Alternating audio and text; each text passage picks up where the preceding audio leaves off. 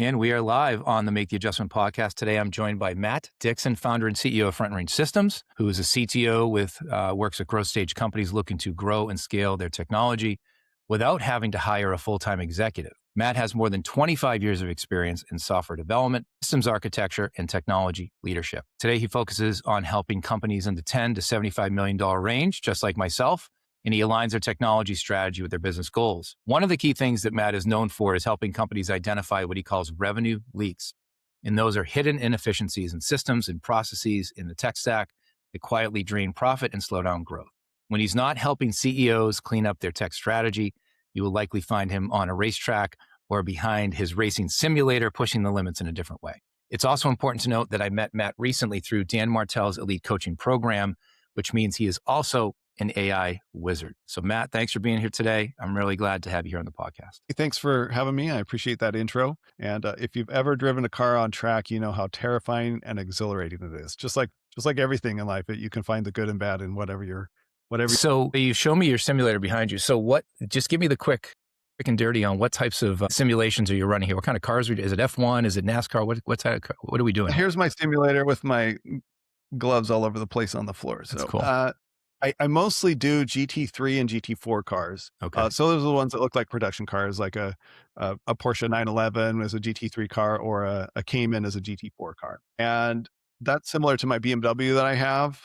It's probably a level below a GT4 car. And it's just a ton of fun because you're racing in real time. It's not like Forza where you have a rewind button. Like when you crash out, and you have damage, you need to get it fixed and stuff like that. Right. And then It's expensive. there's short races and also very long races. I did a 24-hour race at Daytona with a team of 3 other people, and it was a lot of fun. It was really wild. That is cool. It takes a little bit of the danger out too, like you said. That's really cool. Didn't know that. That's awesome. Yeah. I love that. Well, very cool. Well, I want to talk to my audience today because, Matt, what's interesting is your ideal client profile is very similar to mine. My ideal client profile is probably that $10 to $50 million scaling company, similar to your client profile.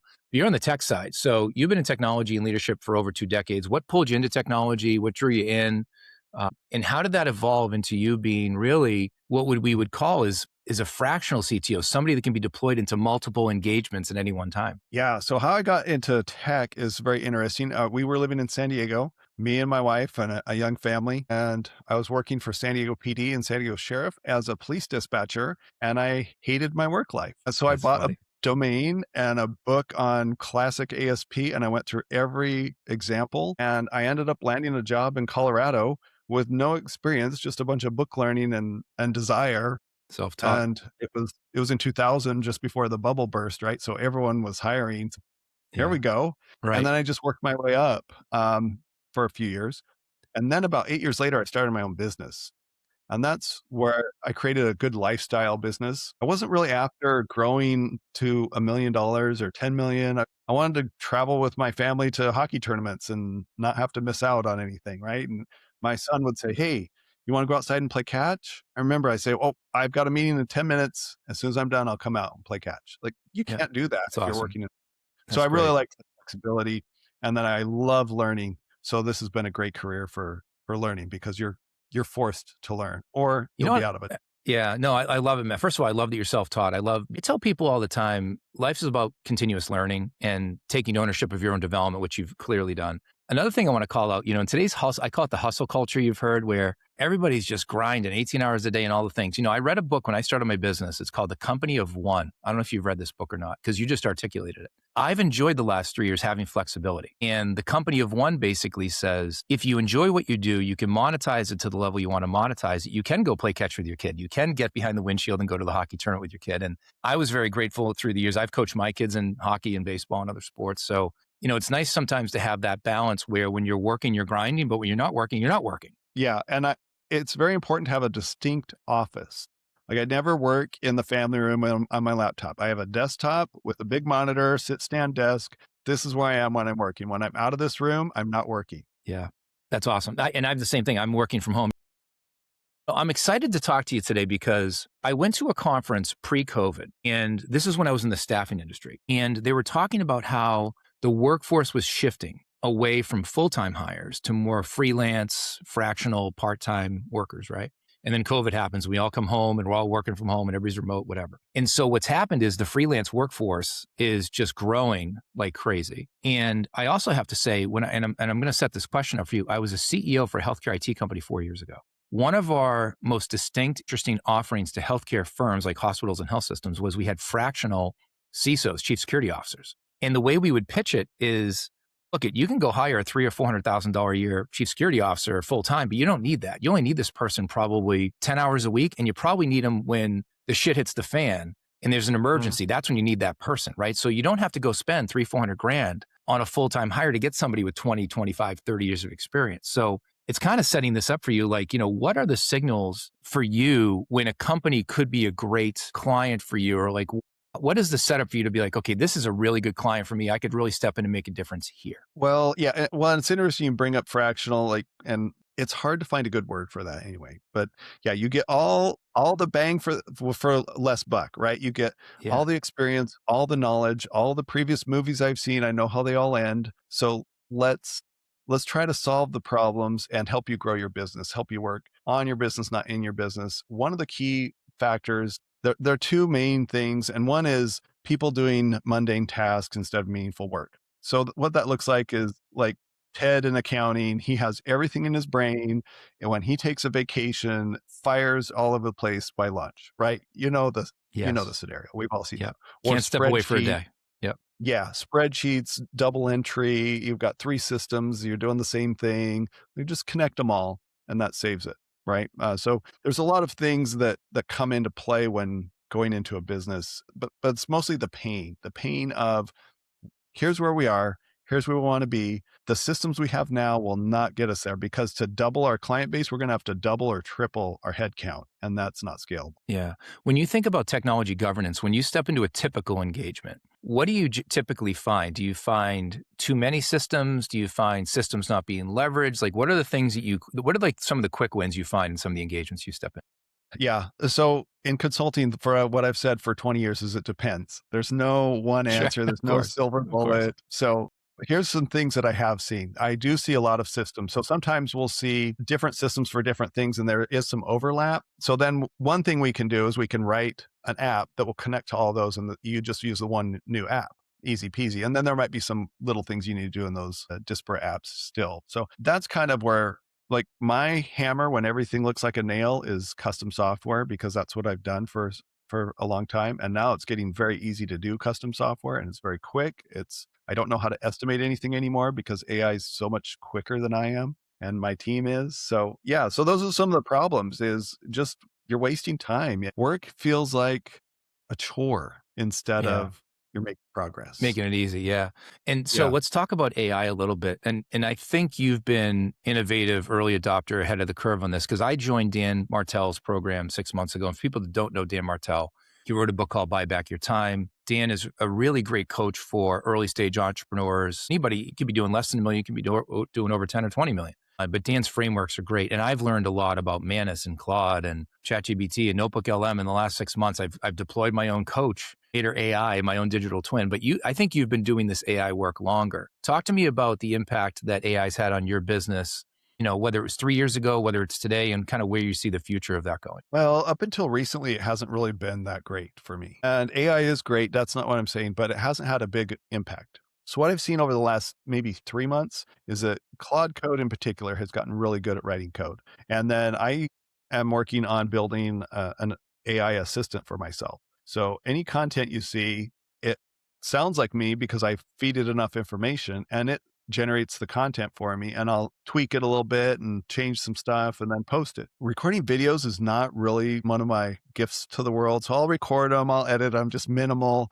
And then all I have to do now is drop them in a folder and then call this skill in Claude Code and it will get the video number, look up the transcript, create a caption for all the different socials and queue it up through another platform and I'm done. So I don't have to do that anymore. That saves me like 10, 20 minutes of video. Yeah. Well, I mean, and Dan Martell's, if you ever read the book, folks, The Replacement Ladder, I think rung 3 is marketing. You're essentially replacing marketing, right? You've hired your own marketing team by writing that code Yeah, we're and the getting there. social media front. Yeah. That's really cool. That's awesome. And cloud, yeah. So, and that's what Dan's been talking about. Cloud Code seems like it's It's the Cadillac Ferrari, if you will, of AI tools right now. Any others that you use with success? I've used Claude Cowork for manipulating the browser. Manus is similar, but I'll just use Claude Cowork because I have a better subscription than the Manus one. Let's see. There's things like 11 Labs to generate voice that sounds like me, but that's not really something I'm using. Those are, I mean, Claude Code is my daily driver, as Dan Yeah, it's says. awesome. It is It's what awesome. I'm in. Like I'll say morning to it, and it'll give me a motivational thought, a little scripture, and then my meetings Awesome. for today, and then what I want.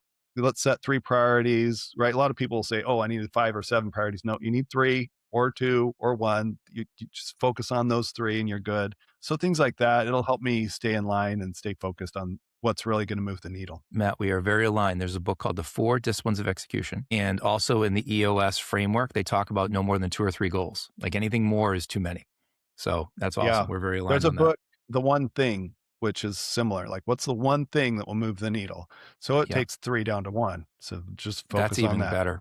Yeah, because I do find entrepreneurs and leaders that I coach and work with, they're typically hard chargers, very successful people. They're trying to get a lot of work done, and they end up putting too much on their plate. And I think there's a phrase in EOS that says if you don't measure it, it doesn't matter. That's the first thing. And the second thing is if you have anything more than 3 goals, you're going to hit none of them. So I like decreasing the number of focus areas or goals with the leaders I work with. Like I say, it's like a bottle of aspirin. You don't take the whole bottle, you take 1 or 2, right? So I think we're very aligned on that. That's great. When I did your intro, something you're known for is talking about revenue leaks. Like explain and define what are revenue leaks and why do your clients have this issue in their business? Well, every client has that. Every company has that. The main thing though is how big is the leak? Is the leak painful enough? Most people don't know. It's like the $10 a month subscription that you don't know what it's for, you don't use it, but you don't notice it because it's $10 versus like $1,000 subscription. You're like, wait, what is that? You're gonna notice. So that's what we're talking about. The pain points, like the duplicate entry, the guy that knows everything in the business, that's the revenue leak. I had a malpractice insurance company I worked with, and they had this claims entry application. Here is where this whole thing came from. I don't know if remember Dilbert comics from back in the Of day, course but I it's do. like, Yeah. yep, an engineer designed a user interface. This would be it. Had like a million drop downs. Only one was enabled at once. And then, but sometimes things would get out of sync and then it wouldn't save your data. And then it's basic stuff, right? When did it happen? What happened? Who did it happen to? Who's the insured? And things like that. So, and you can attach documents. Well, you couldn't on this one, but our new one we could.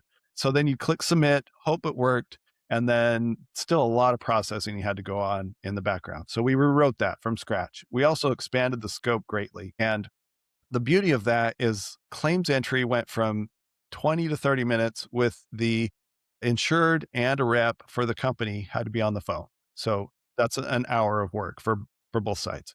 It went down to like 20, 30 seconds. Wow. And then we also generated documents. We attached it to the in the document management process, and then we kicked off a workflow, and then we updated their claims management system, and then everything was so much faster. Like they closed 5 open job requisitions just because of Right. that tool. So you think of, so 5 open job recs, let's just call that a couple 100,000 at least. And then you talk about the efficiencies gained and the minutes saved, right? I mean, you can measure, you probably put some math on that and try to measure that, but that's incredible. That's awesome. Yeah, I That's figured huge. it at about 300K a year, and then we added a form on their website that would pump a claim into there with basic information, and then someone could follow up later. It's much better, and when people start to think that way, then they start to see it. It's like when I bought my BMW.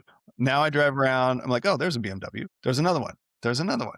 And Yeah, so, you can't not see it, right? yeah, yeah. That's funny. Well, I want to take the segue of that because most entrepreneurs like me, I mean, I grew up in IT services, selling IT services, not actually doing the IT work. So most of us aren't very technical. Most people that might listen to the podcast are in business development or they're running a hair salon or they're running, who knows what they're running, right? They're not technical people. What are mistakes that we make, including me? Like, what are the mistakes that owner, CEO makes when choosing software, choosing systems, choosing developers? Like, what are the mistakes that we make that you typically see? I think the big mistake is just going after something shiny. Yeah. Oh, this sounds great. The sales pitch was awesome. Oh, look at their website. Look how great that looks. And then the demo. The demo is it's like watching a YouTube video, right? They've got their script down. They know what to show people, and people are going to dream about, oh, it can do all these things. And then you're paying, who know, way too much for the 28% that you actually use. Yeah. 28%. Yeah. Probably. Like, Yeah. let's Right. look at Yeah. Give or Word, right? take. Remember Word back in the day before it was online and before Google Docs? Yes. Mail merge. How many times have you done mail merge? I think I've done that once. Right. Oh, that's funny. Such a good call out. Well, again, we've talked about how our ICP is very similar, and I'm an EOS implementer. So we talk to my clients about what's called right people, right seat. And there's something called the accountability chart. It's similar to an org chart, but in the accountability chart, you have, the typical job functions: visionary, finance, technology, sales and business development, et cetera. Right. So at what point does technology become part of the operating rhythm as opposed to just a tool? Like for you, help me understand that. Like at what point is because in EOS we talk about people, process, technology. At what point does the technology become part of like the flywheel of the company? Like how does that work? The point where the owner really wants to scale. So if you're okay where you are, you're okay where you are. If you want to scale though, you need to have systems. And a system is not always a software system like we talked Yeah. briefly. Yeah. It's also like, if I want to go running, which I'm not a runner, but anyway, from the Atomic Habits book, he would put his shoes out before, right? That's a system. So it reduces friction. So anything that can reduce friction, anything that can run the machine smoothly, that's what you need to scale. So if you're ready to scale, you need to take a look at your systems, what's bogging you down, what's taking time. Like I've worked with 3PLs. One of them was they didn't have any visibility into where the inventory was at a high level for one of their brands. So the brands would call, they'd spend 40 minutes trying to figure it out and then email them later. And so we built a system that would crawl their 3PL management software. They had an API, so we'd get all the data and warehouse it. And then we built a reporting engine on top of it. So then when they call, they had a report right away. And then the next step would be to build a portal so that they could look at it in real time. So that you want to reduce phone calls, you want to reduce friction, you want to eliminate manual steps. Yeah. And if a client was to engage with you, walk me through, again, I say typical because like you said, it does depend, right? Every client's different, client size, client situation, but in maybe a perfect scenario, when you step into an engagement where client's like, hey, Matt, I want to work with you. I need some help. Tell me about the first 90 days and then tell me about the next, year. Like, the first 90 days, the first year, what does that engagement look like? So if I'm a CEO and I'm considering hiring you and bringing you in, like just frame that for me. What does that look like? Well, I think one thing to know is I'm also a business owner. So I speak business, I speak tech. My wife is completely non-technical, so I can speak that too. That's So awesome. I'm pretty good at articulating and knowing my audience and meeting them where they want to be. So the first thing I need to do is I need to know where you are. So we'll take a deep dive and assessment and audit, if you will. I don't like the word audit, but you know what I mean. See where Assessment. your tech's Yeah, assessment. See where your tech is. See where your team is. Who owns what piece? What subscriptions you have? Like a lot of times, they'll have different CRMs. Sales likes this one. Marketing likes that one. Well, let's just pick one, and then this is where you are on the map. Then I'll talk to the CEO. All right, what are your business goals? And then we'll build a plan, a path of how you get from here to there. So just like a GPS, and then as you pivot, it's like, well, you turned right instead of left. So now you got to turn left up here. But so it's a living document. It's not, this is set in stone. And then the fourth thing is execute. And that's the easy part. It's easy to build a team. It's easy to do project work. It's easy to implement systems and reduce systems you have too. Yeah. And how do you find the companies react to that? So to your point, because one of the big things in my leadership training, the first session when I engage with the CEO is I have a training called Leading Change, right? So Mm. you're actually making change when you talk about execution. What's some of the friction you find with the people, right? So you work with the C-suite, the leadership team, you gain some agreement around, hey, this is the direction we're going. Once you get into that engagement, talk to me about any typical friction you find and how you navigate that. Well, people hate change, but people love progress. So if they can be part of the progress, they can handle more change. And if if they have ownership of a particular piece, that's always good. Also, they want to be heard. For instance, if we want to paint my office, my wife's going to paint it. She's in charge of all the design. I'm like, okay, but I don't want pink. But she paints it pink. That's not going to work well. If I get my voice heard and understands me. And then she says, all right, but we need to make it pink because this is going to be for our granddaughter when granddaughters when they come to visit. I'm like, okay, I might have a little bit more buy-in if I know the reason behind it. I mean, I'd probably move my office at that point, but sometimes, well, that might be what you need, right? You might need someone to leave because might need a better position somewhere else, and then you have a better, the right person in the seat. Yes. So Yeah. it's not good or bad. It's just what It's it just is. it's just different. It's just change. That's funny you say that. I said that so many times to leaders about it isn't good or bad. It's just different. Just change. And to your point about people, I have all the empathy in the world for people, but I've also seen small, mid, big companies. If people continue to resist the change, they become part of the problem, not the solution. And so, I talk to leaders that I coach about how to navigate those conversations with empathy and understanding. And hey, Matt, help me understand. But at some point, the leader has to articulate, this is where we're going. We made the decision. We want you on board, but if you can't get on board, maybe you'll be happier somewhere else because this is what we're doing here. And I agree with what you're saying there, 100%. Yeah, I was talking to another executive that brings up this point, and he has several different dev teams. They're a software consultancy shop, a fairly large one, bunch of offshore teams, and they all self-directed teams is what we use in Scrum. If I don't know if you're familiar with that, and that's great at a project, right? We'll self-direct, we'll figure out what needs to be done, and we'll get it done in the best way possible. You tell me the what, and we'll figure out the how. But what they were doing is they were letting their teams pick all the tools. Like they were using all sorts of different AI tools here and there. Like, we'll just consolidate and, get their input, consolidate, and then make a decision and go forward, because otherwise you've got too much going on. And someone from this team can't go over to that team because it's different tooling. They might not be familiar with it. It just doesn't work very well. Well, it's another good segue to my next question, because when companies are small, they're very entrepreneurial. And to your point, people are making decisions at the ground level of what tools to use and things like that. When you want to scale, to your point, you have to start to consolidate systems and teams and things of that nature. What does a healthy tech stack look like for your ICP, for a 20, 30, $50 million company? If you're talking to a CEO doing a pitch, like what does the tech stack, again, ideal tech stack look like? What's that picture look like? What do you mean by tech stack? Like the tools and the SaaS products they're using? Yeah, I even say tech stack, like how many tools do they have, right? So I think about a company I work with today, they're doing $40 million. I know they have 2 different CRMs. I know that they have, their website controls, they have all that, right? What are the levers that you're pulling, like, to make sure that they have consistency with technology? Yeah, I like the Einstein quote, everything should be as simple as possible and no simpler. So let's take the 2 CRMs. The first thing I hear is axe one of them. And whoever's not bringing it's usually marketing and sales. And if sales is killing it, axe the marketing one, right? Yeah, yeah.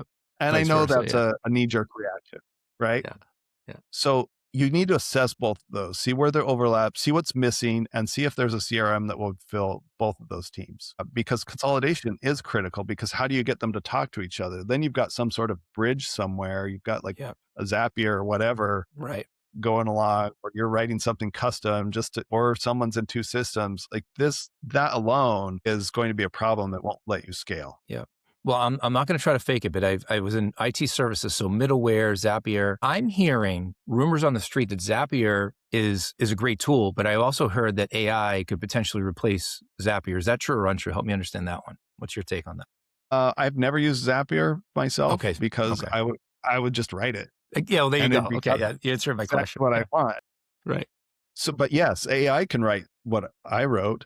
For instance, my wife she's non-technical, right? I love her to pieces. I Yeah. kind of love her because she is non-technical. Because then Opposites attract. Yeah. right? Yeah. So she had this PDF. It was like one page for every month. So then I put it in my AI. Told it to split it up into pages for one for each month. It went and wrote a script that would do that, a Python code, and then it ran the Python code against the PDF. So I didn't ask it how to do it. I just asked it to split it up, and then it Wild. saved it in my So folder wild. structure. Yeah. So yes, it can do that. And there's things called MCP. So Claude Code can have an MCP connection. It's almost like Web API back in the day, but a little bit different. So there you can do a lot of things. Like that's what I'm using to connect to my CRM and other things, Okay. email. Yeah, cool. That's what Dan Martell's teaching us as entrepreneurs that you already know, but I'm learning how to connect, my CRM Monday to my chatbot on my website. So leads come through the chatbot, then it goes to Monday and there's an automation I'm creating, right? So I was going to use Zapier a few months ago and I never pulled the trigger, not because I heard it was a good tool. I just didn't do it. But now that I'm here, I'm doing it on my own. I'm figuring out a way to do that. So that's really cool. Well, let me ask you this then. A couple other questions before I know, we're 20, 30 minutes in. What is a technology investment that all CEOs in your ICP should be thinking about in the next 12 months? What's one tech investment they should be thinking about? So AI is the buzzword. I think they should look at how AI can help them solve business problems and achieve business goals. It's just a tool, like everything AI does. I've been doing for 25 years, but with custom software. But there's some things that it does really well that I can't do as a programmer, and that is take unstructured text, images, video, and then make it structured, and then take that and analyze it and give an answer. So that's basically what AI does. It's like if you were to say old, well, what's the next word? And Nope. what I said McDonald. Then you could probably fit McDonald's, I say Burger King. old McDonald had a farm, Old right? McDonald, yeah, had a farm. Yeah. And McDonald's. Yeah, sorry. Yeah. Oh yeah. So Yeah. so that's all it's trying to do, and it has enough information and enough data to go from. Like we all know that phrase, "Old McDonald had a farm." So that's what it does, and so I think it's important for them to realize that AI is just a tool. It's not gonna just use it as a tool, right? And it is progressing faster than any other tool we've ever had, but you still need to take it and you need to solve business problems. You can't just say, I'm an AI whatever agency now, Yeah. AI Yeah. automation. Like that's not a Right. thing. Yeah. Just splash around all day. Yeah. That's good. And then what is one thing that companies spend money on that ultimately is probably a waste? Things that they're spending money on in the tech stack or technology that just you're like, I don't know why companies do this. Anything there? You can spend all the money you have on tech if Right. you're interested. Right. I think it's things that don't provide value. Everything you spend money on in tech should provide at least that much value back. If it doesn't, kill it. Like all these AI subscriptions, I have Claude Code, I have the pro version. Everything else I have minimal because I don't use it as much, and some I canceled because I wasn't using it at all. So that's where an assessment comes into play when I sit down with companies and say, "All right, what's your tech stack look like? What are you working on? What subscriptions do you have?" That right there will, when you see it in a spreadsheet or the numbers, you're like, wow, we need to figure something out. Yeah. Awesome. And a question I ask every guest, obviously, tagline of my company is make the adjustment. And it's all about understanding and having self-awareness around the moment where you're the person that has to make a decision that I have to change. What's an adjustment you've made in your career where you now know something that you could have told your 1 year ago self, your 20-year ago self, 30-year ago self? Like what's the adjustment that you've made that's been really helpful for you or even potentially your clients? Yeah, I think this past year has been a huge adjustment for me, like with AI coming in to play and stuff like that. But I think my big adjustment is just focusing more on marketing and focusing more on getting my message out so I can help more people. Yeah. And like as we get older, we want to make a difference, right? It's not about anything other than making a difference and helping. It's funny you say that because I worked with a PhD in behavioral psychology, and he told me this one time about adult learning. He said, Chris, when you're a young professional, you want to grow your career and make money and earn income and support your family and all the things. He goes, somewhere between age 40 and 50. He goes, it's not the exact day, but somewhere in there, your career becomes more aspirational. It's about helping people and you want to kind of pass those things along. I'm in that phase of my career. It sounds like you're in that phase of your career, which is really cool. And that's actually a good segue into what we do. I mean, I'm a consultant and you're essentially a consultant, fractional CTO. We have so much experience that we can give other people. We've seen so many things. Like I did a training on Monday, Matt, with a company in Chicago. I was in Chicago and they said, Chris, how are you so smart? I go, guys, I'm not any smarter than you. I just have more experience than you. I've been stuck in so many holes, but I figured out ways to get out of the hole. So now I can show you the way out of the hole that I got stuck in, right? I don't claim to be the smartest guy. It's just more like, yeah, I've seen it. And I think you said that earlier in the show. Like you've just seen so much so you can get plugged in and apply it. And I think what's also cool for clients to know about guys like you is because you get plugged into so many different environments, like we are current with tech stack, AI, everything that's going on in the business world because we get to see so many different clients. Hmm. So we have visibility into things that others don't. I work with hair salons, addiction treatment centers, HVAC companies, construction companies, IT companies. Like I work with so many different industries, but it's funny how each experience you can plug in things you're learning at one into the others. And I think that's a lesson that potential buyers need to hear from you is like, there's so much we can offer these people. Well, I like the movie analogy. For instance, I've never sat still very long, physically and mentally. Like I like to be going, but I've seen that movie before. I know how it ends, right? So it's a difference between making a movie and spending 2 years in that movie versus watching how many movies can I watch in 2 years, and then you start to see patterns. Oh, this is the adventure movie. Oh, this is the rom com, and this is whatever, right? This is the Lord of the Rings type movie, right? Seen this So one before. yeah, so then you can very quickly see another movie after 10 minutes. You're like, yep, I know what this is, and then you can handle it. Exactly. Yeah, that's awesome. What where can other people find you, whether it's social media, LinkedIn, email address, website, et cetera? Sure. On LinkedIn, it's Matt Dixon, very easy. And then on Instagram, it's fractional CTO Matt. And Very then cool. if anyone wants to DM me health check. I've got a tech stack health check. It's like a self-assessment you can go through, and you'll get a red, yellow, green rating at the end. And there's a way to book a call with me if you want. Awesome. I'm a huge red, yellow, green scorecard person. That's awesome. Love it. I might have to do a health check myself. This might be me. I might be working with you soon. Maybe I'll be a client down the road. So that's cool. There you go. Anything we didn't talk about today or promote for you, but just any other things that are relevant to the audience that might be helpful for them that we didn't talk about? Yeah, honestly, I think it's important to have hobbies because other time, like I haven't raced my sim in a while because I've been so busy with other things. But on the weekends, I do like to do that, or even just go for a walk with my wife. It's always good to get out. I'm in Nashville, so when we go for a walk, all I hear is birds, and it's great. And moving here from Colorado, we did not have that. We had wind, so it's been great. It's been good to slow down, even though I work hard during the week, and take a break to regroup and energize for the next week. That's awesome. My wife's a therapist, has a master's degree, and there's something I can't remember the name of it. It's like MCP, MCR, something therapy.